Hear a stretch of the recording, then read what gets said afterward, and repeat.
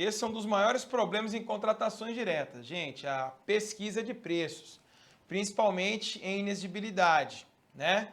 Pela falta de referência e às vezes até por conta de cláusulas de confidencialidade com relação ao contrato, aos profissionais e aos preços, né? Acontece muito isso em contratações por inexigibilidade, sobretudo feitas por estatais que envolvam serviços, né? Porque se a empresa contratada revela os preços, a outra empresa que concorre com ela pode buscar, por exemplo, os profissionais que trabalham para essa contratada aí, né? Então esse é um problema que a gente não vai enfrentar agora, vai na realidade, né, adentrar aí o assunto. Continua conosco, por favor. Muito bem. Então, primeira coisa, né, a pensar na IN5, na IN73 atual, né, que substitui a IN5, aliás, vale a pena, tá? Essa IN73, ela é de agora, de 2020, então ela é bem recente, né, vale a pena depois a leitura. E ela teve algumas alterações com relação à norma anterior do Ministério do Planejamento, que agora é Economia, que era a IN5, principalmente no que diz respeito à duração, tá? Então, faça aí a ressalva de que a IN73 ela é um pouquinho diferente da IN5, tudo bem? No seu material. A pesquisa de preços ela vai ser realizada mediante a utilização dos seguintes parâmetros. Primeiramente, do painel de preços, né?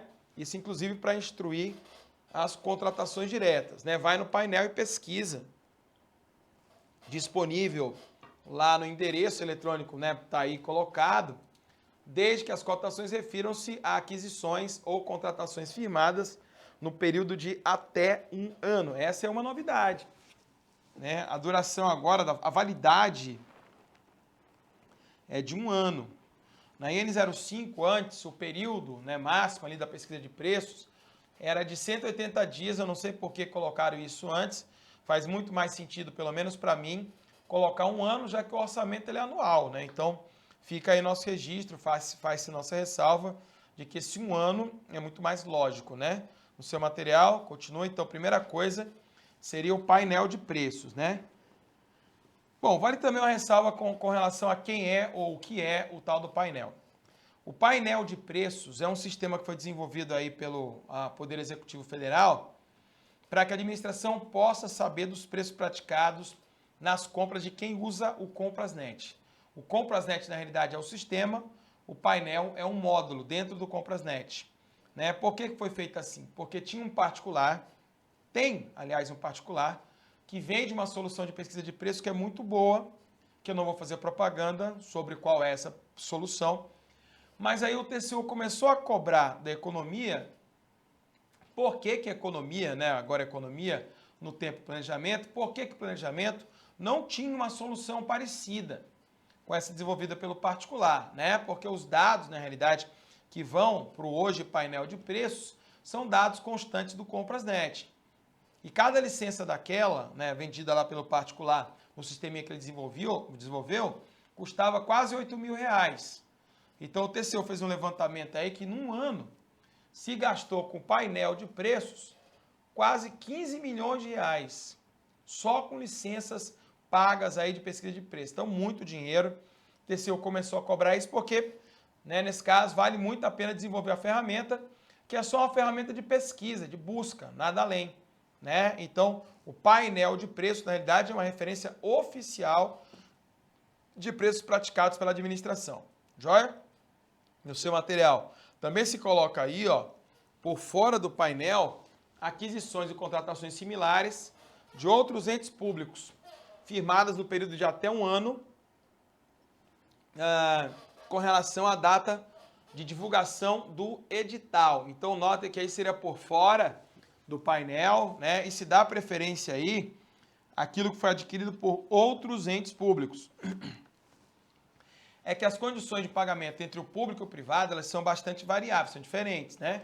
Por mais que, por vezes, a quantidade, as condições, o local possam parecer, mas o particular que vende para a administração sempre sabe dos riscos que a administração pode causar a esse particular. Então, por isso, a norma coloca aí contratações similares de outros entes públicos firmadas nesse período de até 1 ano, ok? Com relação à data de divulgação do instrumento convocatório. No seu material, dados de pesquisa publicados, esses dados ou pesquisa publicada, como diz a norma, na mídia especializada, em sítios eletrônicos, né, em sites especializados de domínio amplo, desde que atualizados no momento da pesquisa e compreendidos nesse intervalo. Aí voltamos para os 6 meses, né, de antecedência com relação ao edital. Então, quando é site especializado, pesquisas e outros mais, aí valeria os velhos bons 6 meses, né? Da mesma forma, né, com relação aos fornecedores, né, mediante solicitação formal de cotação, desde que os orçamentos considerados estejam compreendidos no intervalo de até 6 meses de antecedência com relação à data de divulgação do instrumento convocatório. Então, aí seriam até 6 meses de antecedência com relação à divulgação do instrumento convocatório na cotação feita diretamente com fornecedores, que para o TCU é a pior. Só que qual é o problema da contratação direta? Quase sempre essa cotação, sobretudo na inexigibilidade, ela é feita ou tem de ser feita com o próprio prestador de serviço, com o próprio fornecedor, uma vez que não dá para comparar o preço dele com ele mesmo. Já então, o fornecedor aí é a fonte a ser pesquisada, nesse caso, porque não tem a quem se buscar, né? Isso não vai para o Compras.net. Compras.net não tem um módulo ainda, não tem inexigibilidade, né? Dispensas está sendo construído agora, né? Já tem um ano aí do novo Compras.net e a cotação eletrônica, né? Que justifica a dispensa ali, ainda não foi desenvolvida até o fim, né? Então, a cotação normalmente feita aí para compras diretas é feita diretamente junto ao próprio fornecedor. Então, esse é um problema que nós temos hoje, que vai acabar atrapalhando aí essa cotação diante do próprio painel, né, em sistemas públicos de informação, enfim. Vai acabar caindo aí na inexigibilidade e na cotação direta com esses fornecedores. Muito bem, né, isso é o que diz a norma. Aí o artigo 6º da mesma IN fala o seguinte: ó, serão utilizados como métodos para obtenção do preço estimado, média, mediana ou menor dos valores obtidos na pesquisa de preços, desde que o cálculo incida sobre um conjunto de 3 ou mais preços, né, oriundos de um ou mais parâmetros, lá do artigo 5º, desconsiderados valores inexequíveis, falo já, inconsistentes e excessivamente elevados. Então, vamos lá. Primeiramente, né, para o preço estimado, você pode colocar aí como preço estimativo o menor preço, o preço mediano ou o preço médio. Lembrando que uma pesquisa de preços, ela é formulada do seguinte modo, né? Você tem ali um preço máximo, um preço mínimo e um preço médio. Então, a pesquisa de preços, ela abrange isso, né? O máximo, o médio e o mínimo. Então, o que o legislador fez foi admitir que se colocasse o mínimo, ok, o médio, ok, o mediano, que não está aí, mas a norma não admite a referência de preço máximo como preço estimativo, né? E muitos operadores não gostam do que diz a norma a respeito disso, porque quando se faz uma estimativa de preço que se utiliza, por exemplo, o menor de todos os preços pesquisados, na próxima licitação se pode ter algum problema, né? Porque há uma tendência natural que os preços subam pelo menos um pouquinho de um ano para o outro. É por isso que muita gente prefere o preço médio, né? Agora, nas contratações diretas, não tem muito o que dizer disso, né? Preço médio, preço estimado, porque nas contratações diretas, a própria cotação já é basicamente o quanto que você vai pagar quando você for comprar, né? Muito bem. O cálculo, ele vai incidir sobre um conjunto, veja aí, ó, de 3 ou mais preços, né? 3 ou mais preços. Só que no Brasil é aquela coisa, né? Se você diz pelo menos 3, isso no Brasil vira o quê? 3, né? Então, normalmente a administração quando faz essa cotação aí, ela faz com 3, não pelo menos, né? Até porque é difícil demais obter preços aí para fazer uma estimativa, né? Quando você vai ao mercado, por exemplo, e pede preço, o fornecedor pergunta para que é, aí você diz, é para instruir meu processo licitatório, o fornecedor se desinteressa. Para que ele vai te ajudar a instruir um processo? Porque ele quer te vender, né? Então, isso é uma dificuldade, mas enfim, é preciso obter pelo menos 3 preços. Depois eu volto à questão da mediana, tá? Além disso, no seu material, né, podem ser utilizados aí um ou mais parâmetros. Na visão do TCU, o ideal seria compor uma cesta